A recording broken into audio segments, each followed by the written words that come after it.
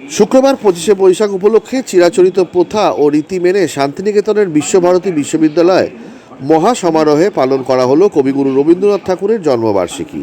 এদিন ভোরে গৌড় প্রাঙ্গণে বৈতালিকের মধ্যে দিয়ে কবিগুরুকে স্মরণের অনুষ্ঠান সূচনা হয়।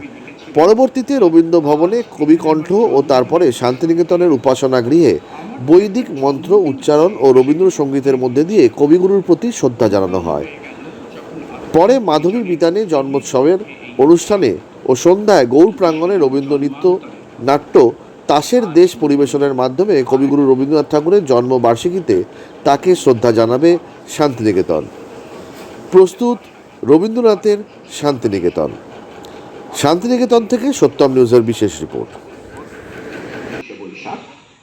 যদুনাথ সরকারকে একটি চিঠিতে তিনি লিখেছিলেন, আমার 25শে বৈশাখের উৎসব এখানকার ছেলেরা করিবে।